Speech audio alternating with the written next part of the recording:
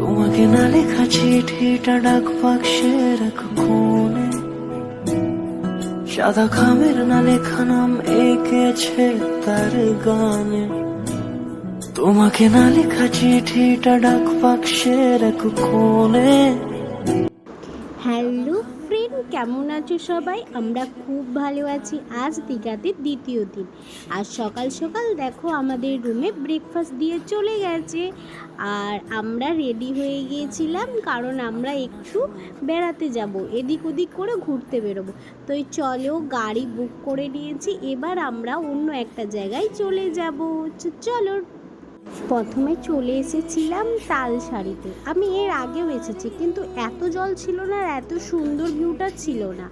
এবার আমরা এই নৌকোয় করে এপার থেকে ওপার হব। আমার জলকে খুব ভয় লাগে জানো তো, তাও আমি উঠলাম, সবাই উঠছে বলে খুব মজা নিচ্ছিলাম। কিন্তু প্রথমে খুব ভয় লাগছিল, তারপরে বেশ মজা হচ্ছিল। তো চলো, এপার থেকে ওপার হব। তো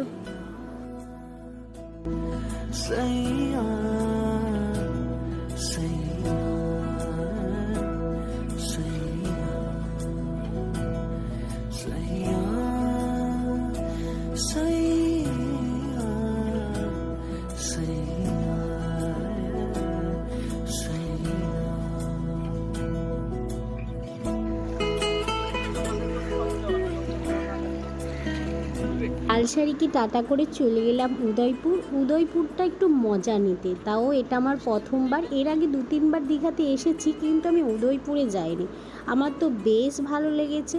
তো চলো, আমার আবার খিদেও পাচ্ছে খুব, বললাম আর ভালো লাগছে না, এবার তোমরা ফিরে চলো। দিয়ে চলে এলাম হোটেলে। এবার লাঞ্চে দেখো কী কী দিয়েছে। ভাত, আলু ভাজা ও স্যালাড এবং ডাল। শুক্তো দিয়েছিল জানো তো, প্রত্যেকটা খাবারই খুব টেস্টি।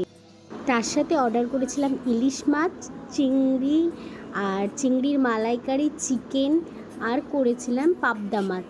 কিন্তু আমি সেটা ভিডিও করতে ভুলে গেছি। চাটনি পাঁপড় তো আছেই। তো চলো, এবার খাওয়া দাওয়া কমপ্লিট করে বোটে চেপে পড়লাম। এটাই কমপ্লিট হয়ে গেলে এবার আমরা চলে যাব বাড়ি। তো ভিডিওটা ভালো লাগলে লাইক, কমেন্ট, শেয়ার ও সাবস্ক্রাইব করে দিও। টাটা।